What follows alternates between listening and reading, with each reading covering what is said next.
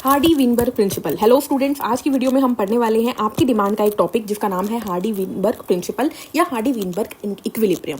पहले बात करेंगे रेक्टिफिकेशन की, फिर इसको समझेंगे। सिंपल सा है, इससे एक न्यूमेरिकल या तो आता है या इसके रेक्टिफिकेशन पॉइंट से क्वेश्चन आता है। दोनों चीज़ें आज हम क्लास में डिस्कस कर लेंगे, ठीक है। देखिए, ये बोलता है कि allelic frequency in a population are stable and is constant from generation to generation. यानी कि अगर एक जनरेशन में एलिलिक फ्रीक्वेंसी मान लीजिए 3:2 है, तो अगली जनरेशन में भी एलिलिक फ्रीक्वेंसी 3:2 ही रहेगी। ये बात होता है, ठीक है। Allelic frequency in a population are stable and is constant from generation to generation. Clear? Okay, जिसको रट्टा मारना है उसके लिए क्लियर है। जीन पूल हमेशा कांस्टेंट रहता है। जीन पूल मतलब टोटल नंबर ऑफ जीन या total number of allele.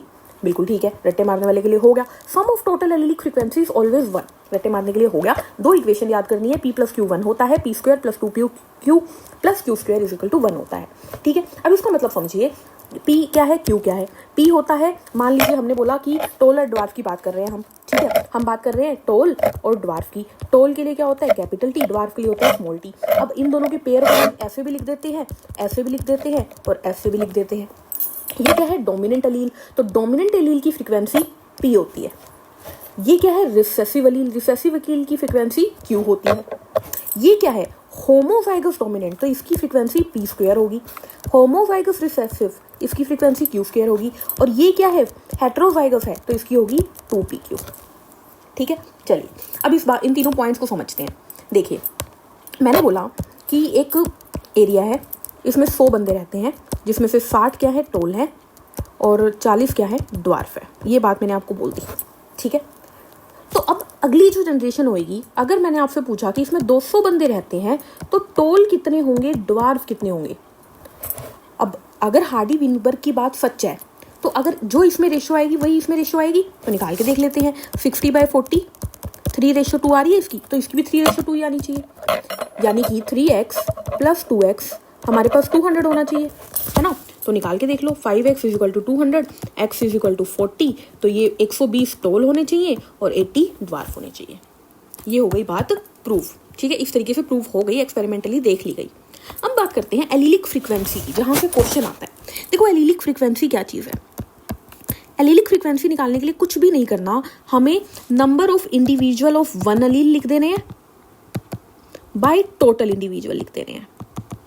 For example, मैंने बोला टोल के बारे में। टोल के कितने एलील हैं, कितने बंदे हैं इस जनरेशन में, 60, और टोटल इंडिविजुअल्स कितने हैं, 100। तो 60/100 ये टोल की फ्रीक्वेंसी आ गई, यानी कि ये कैपिटल स्मॉल p आ गया। ड्वार्फ की निकाल लेते हैं, तो ये 40/100 हो जाएगा, यानी कि ये 0.4 आ गया। ये क्या आ गया, q आ गया। क्या p + q = 1 प्रूव हो रहा है? क्या 0.6 + 0.4 1 है? बिल्कुल है, बात भी प्रूव हो गई, ठीक है। चलिए ठीक है, अब देख लेते हैं दूसरी इक्वेशन को प्रूव करके।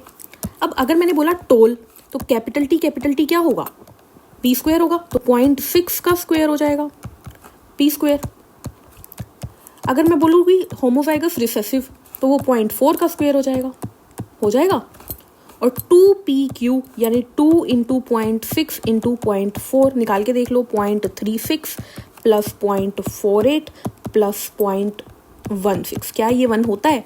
प्लस करके देख लो, इतनी मैथ तो तुम्हें आती है, 1 होता है। तो ये बात भी बिल्कुल प्रूव होगी, दोनों इक्वेशन प्रूव होगी। अब बात करते हैं एग्जाम में आने वाले क्वेश्चन की। क्वेश्चन क्या आएगा? क्वेश्चन आपको बोल देगा कि मान लीजिए कि हम बात कर रहे हैं बॉडी के कलर की बात कर रहे हैं, और कलर के लिए 2 हमारे पास एलील है, कैपिटल B स्मॉल b।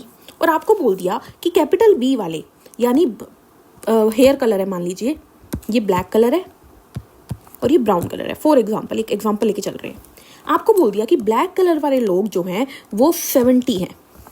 तो बताइए ब्राउन कलर वाले कितने लोग होंगे, ब्राउन कलर वालों की फ्रीक्वेंसी कितनी होगी, यानी स्मॉल b की फ्रीक्वेंसी, ठीक है। होमोजाइगस डोमिनेंट की फ्रीक्वेंसी बताओ,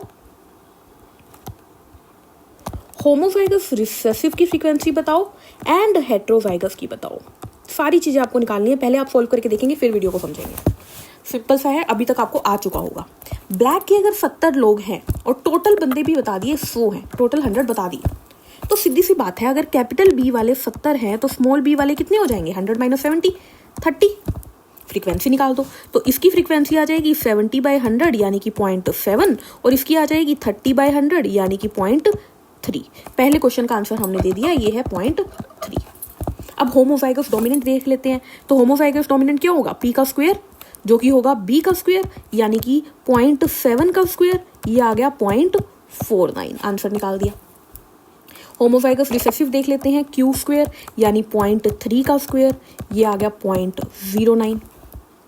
और हेट्रोजाइगस का देख लेते हैं तो 2pq यानी 2 इंटू 0.7 इंटू 0.3 कितना आ गया हमारे पास 0.42। क्या ये आंसर ठीक है, चेक कर लेते हैं एक बार आंसर देके आने से पहले। इन तीनों को प्लस कर दो तो P square plus 2pq plus Q square, क्या 1 आ रहा है तो देख लेते हैं 0.49 प्लस 0.09 प्लस 0.42, क्या 1 आ रहा है, बिल्कुल आ रहा है, आंसर आ गया। इस तरीके से क्वेश्चन सॉल्व करना है, सिंपल। ठीक है, एक और एग्जांपल दे रही हूँ, जल्दी से देख लीजिए। हमारे पास दिया हुआ है, मान लीजिए हमें बोला हुआ है कि कैपिटल टी के 50 बंदे हैं, ठीक है, या सीधी सी बात है कैपिटल टी की फ्रीक्वेंसी दी हुई है 0.5, स्मॉल टी की फ्रीक्वेंसी क्या होगी, आप बोलोगे 0.5 मतलब 50 बंदे हैं, 50 इसके होंगे, इसकी 0.5 हो जाएगी, 1 माइनस 0.5।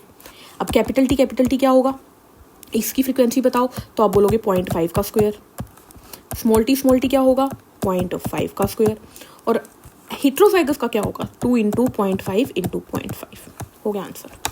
तो इस तरीके से आपको हार्डी विनबर्ग प्रिंसिपल को जो है उसके न्यूमेरिकल्स को सॉल्व करना है। बहुत ही सिंपल सा तरीका है, याद कर लो इसको, और बहुत ही सिंपल से क्वेश्चन आते हैं। जनरली कई बार तो क्वेश्चन आ जाते हैं p+q = 1 पे ही क्वेश्चन आ जाते हैं।